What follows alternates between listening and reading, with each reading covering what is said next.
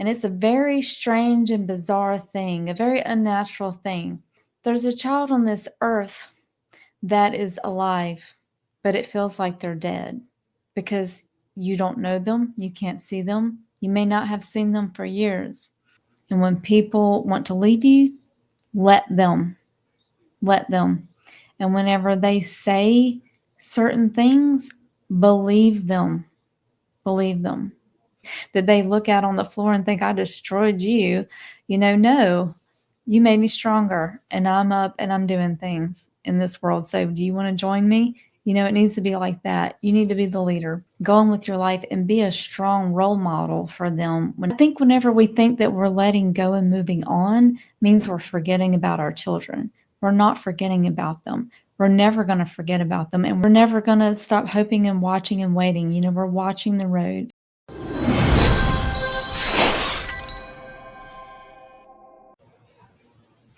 Good morning, everyone. I'm Destiny Dawn, and this is the Destiny Dawn Show. Today, I want to talk about something that is very special and important. It is something that I am still going through right now, and that I know many of you parents out there are going through. It is an epidemic these days, and that is estrangement. And it's a very strange and bizarre thing, a very unnatural thing for a parent to go through, because there's a child on this earth that is alive, but it feels like they're dead because you don't know them, you can't see them, you may not have seen them for years. And a lot of times the parents don't even know why the estrangement happened. And this, I'm sure, frustrates the children very much because they think that you should know why it happened, or at least you should try to figure it out. So with lack of communication, it makes it very hard to be able to know what to do. And you may have some communication with your child, or you may have zero communication. In my case, zero communication for over 6 years. So I want to share some things with you that have helped me. And it's extremely difficult when you have absolutely zero way to contact your child. What can you do? In the beginning, you go through a process. And in the beginning, it's very hard. I've seen this on groups. I'm on an estrangement group, and I've listened to other people on there, and I know how I felt in the beginning of the estrangement.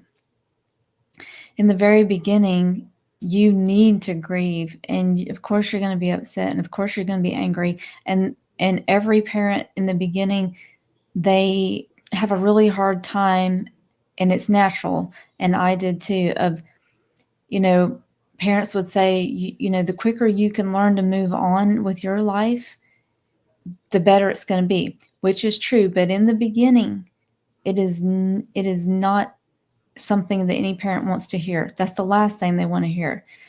I am not going to move on with my life because I am going to sit here and I'm going to wait for them to come back into my life.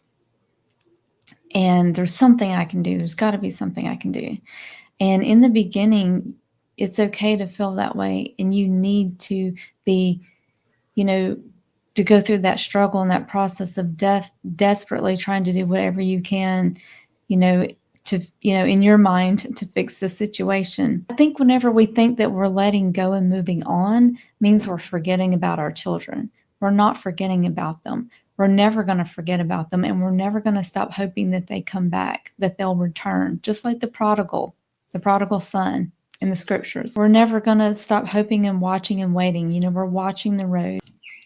But I think there's a difference in watching up close and watching from a distance. The father of the prodigal, he was watching the horizon. He saw his son come over the horizon. So he was watching, but I feel like he was watching from a distance. Whenever you are so, just desperate and you're just struggling and you're watching under a microscope for any little movement or any little sign of their return, in the beginning, I think that's good. I think we need that. And I think we feel like we need that to feel close to them. That's understandable. But as time goes on, you learn to watch from afar. You can watch from afar and you can love people from afar. I think it's very different than, you know, agonizing over them. Once you learn to kind of step back, you're not agonizing anymore. You're not watching under a microscope at any little thing. You're watching from a distance. You're watching the horizon. You're hoping, you're praying, but you're living your life. You're going on with your life. You're not forgetting about them. Of course not. I think about my daughter every day, and I pray for her a lot. And so I think in the beginning, you have to go through those stages where you're desperately holding on, and there's nothing wrong with that. But eventually, you will get to a place where you need to take a step back and you just have to say, okay, I guess, this isn't happening anytime soon. Because in the beginning, you feel like, they could come back any day, right? But when the years go by, if that happens, you may be one of the ones that it happens, they come back quicker, or at least some sign of them coming back quicker. But as the years go by, you begin to say, okay, this is going to be a long haul. I'm going to be in this for a while. This is a marathon, and I can't just sit here and, just hold my breath. Sitting here in the balance, being kind of hanging in limbo and just waiting and just holding my breath for it. You have to exhale and let go and just put them in God's hands. And even if, as Paul said, I hand them over to Satan, sometimes they have to get to the very bottom of the pigsty before they're ever going to see their need, or see where they may have went down a different path, and maybe that they did something wrong. They're not going to see that until they get to the bottom. And if you don't let them get to the bottom, if you're always if you're in a situation where you're in a relationship and you're constantly giving them money or bailing them out or buying their love, then you're never going to let them get to the bottom where they need God and they need to desperately pull themselves out. We have to let people, learn on their own. We have to let go. And when people want to leave you, let them. Let them. And whenever they say certain things, believe them. Believe them. And, distance makes the heart grow fonder. So you just have to let go sometimes and just don't pursue, because whenever you're gone long enough, they may start to want you. But as long as you're right there trying to get at them and grab them and want them and pursue them, they're going to keep running, and they're not going to want you. You need to be wanted and needed, so you have to stay away in order for that to happen. One thing that I'm very grateful for with my daughter is that even though it's been very painful that she has stayed away and I have had zero contact with her in so many years, one thing I am glad is that she hasn't come back and forth into my life. That would be miserable and torturous for me. As much as I would love to see her, I hope that when she comes back, it's just here for good, to stay. I don't want to be drugged back and forth. I want it to be good, and I want it to be for real. So I'm glad that she has honored me enough to stay away and not try to, just sling me around and push and pull, with my feelings and emotions. I'm glad that she has completely stayed out, and that she's not going to come back until she's 100% ready to be in a relationship with me again. So I am grateful for that. One thing I will tell you is that holding on to the promises, anything that you see that you can hold on to, things that were positive things that showed you that they do care and they love you, anything from the past, the last thing they said to you that was positive or good, or the last good time you shared together, hold on to that. Hold on to that. And if you're a believer and you read the scriptures, holding on to God's promises, that is something that you can be sure to claim, because it will happen. And some of the promises that I'm holding on to is one is in Isaiah that says, I will fight against those who fight against you, and I will save your children. That's a promise. God will save our children, but we have to believe it and we have to pray for them. The second one is, soon all your descendants will come back to you, and all who are trying to destroy you will go away. For look around you and see, for surely as I live, says the Lord, all your descendants will come back to you, and there will be like bridal ornaments or jewels for you to display. And that's what I'm hoping and believing for with my daughter. I believe that she is going to come back and she's going to shine like the jewel that she's going to be, because she is going to be refined. She's going to be she has been put through the fire and through a trial, just as our family has. Our whole family has, and she's going to come out shining, and she's going to be able to stand to tell her story. So whatever your children are going through, whether it's drugs, they've been a drug addict, or they've been in a wrong relationship, or whatever the case may be, alcohol, just pray and believe and hold on to the promises that God is going to fight for you. He's going to fight for your children. He's going to save your children, but you have to believe. Jesus couldn't do miracles unless the people believed. Even he could not do a miracle unless the people believed in him and had faith. Believing in him just means that you believe he can do it. You know he's good for it.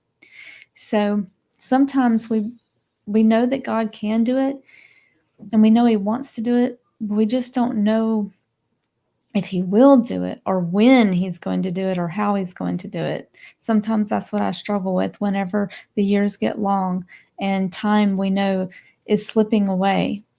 And we know that, or we feel like we can't get time back. We feel like, we really just want to desperately get it done now. And God, why not now?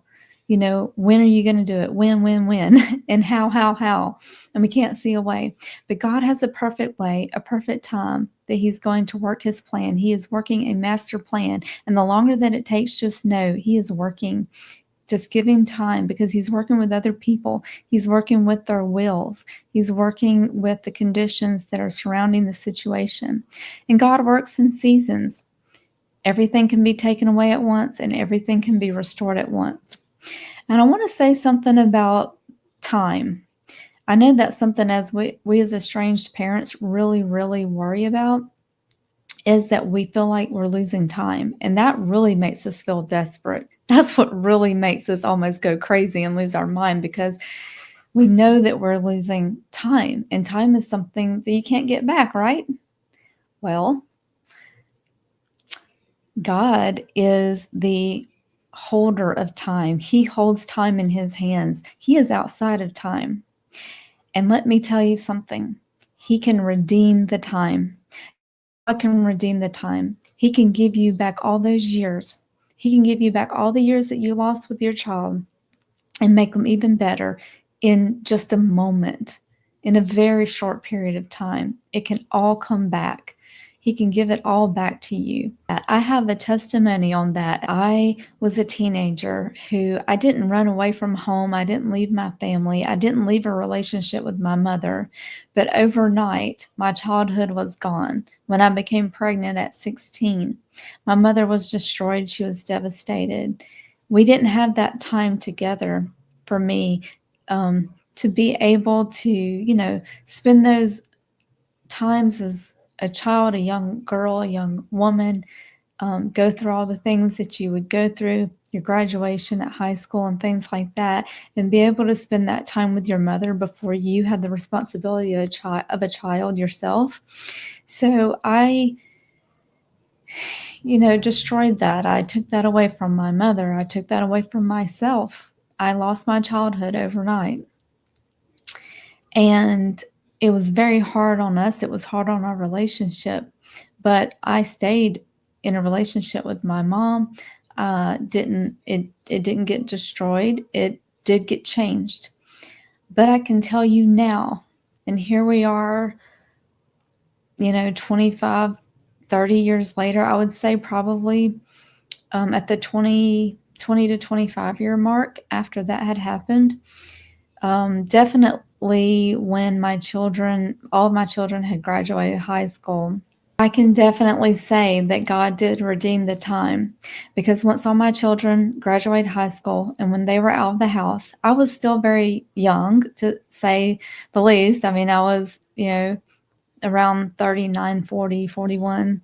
And at that time, and now my mom and I, with me not having the kids at home, God has truly redeemed the time. We have so much time together now, and I'm older, and we, are able to do things together.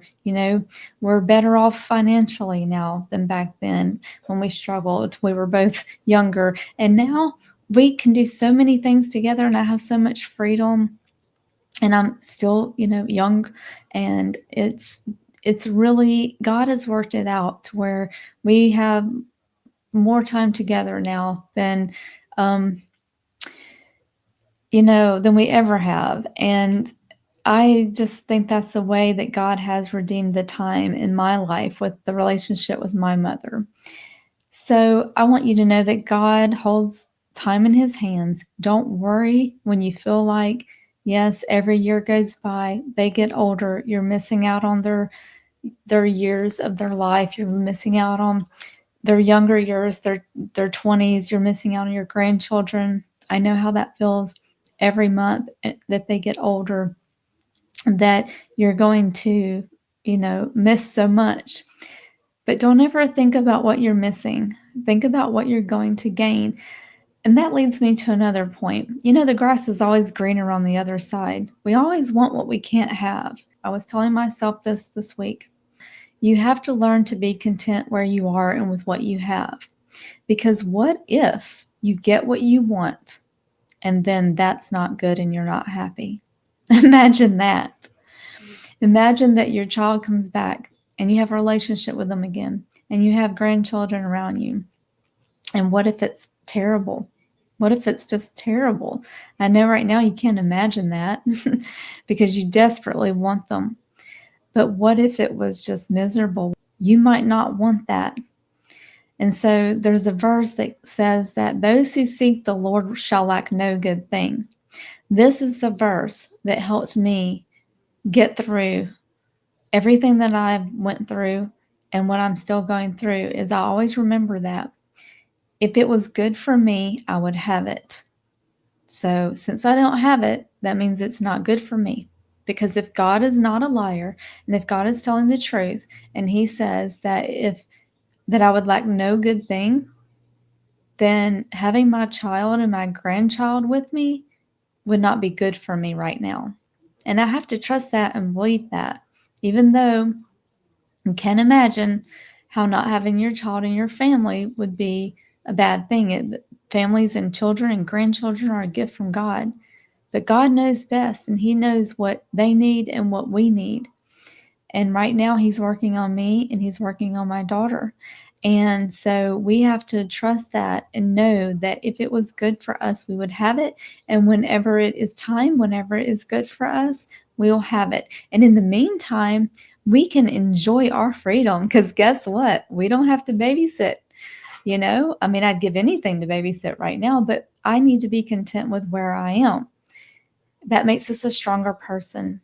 That makes us a person that can be a leader and can be a role model for our children when they come, that we can be strong, that we can go on and pursue other things while we have the chance, when we're not,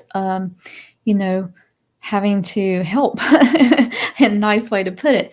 But, we can go on and pursue those things that we normally wouldn't be able to. I mean, think of the mother or the grandmother who has a bunch of grandchildren and she's having to watch them all the time, and she can't take care of herself and she can't do the things that she wants to do.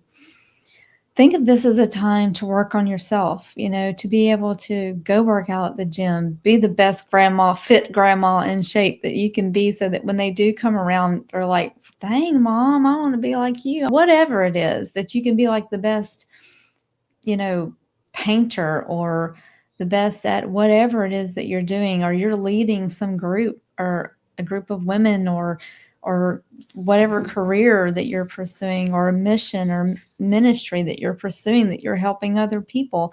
And then something that they can be proud of, to be proud to be called your child. When she comes back, I don't want to be a puddle on the floor. Yes, I had to grieve. Yes, I had to cry. And it's good to wallow in the beginning. In the beginning, you need to wallow in it. You need to grieve. But there's a time when it's time to get up and wash your face and get dressed and put on your big girl pants and get strong and move on until the next phase, until the next season. There's a season of wallowing and grieving. You need to do that. It felt right. It felt good. But there's a time to pick yourself up. And I had to pick myself up off the floor and say, whenever she comes back, I want to be strong. I want to be someone that she looks up to and she wants to follow, that she would want to be like, that she would want to follow. And so that's what I've been doing. And I want to be a role model and a leader for my children, and not be someone that they come back and they come back to someone who's destroyed, that they look at on the floor and think, I destroyed you. No, you made me stronger, and I'm up and I'm doing things in this world. So do you want to join me? It needs to be like that. You need to be the leader. Go on with your life and be a strong role model for them whenever they return. Also, something that I think is really nice, that sometimes God blesses me with a dream about my daughter at night while I'm sleeping. And I just think that that's so wonderful, because it feels like I spent a whole day with her.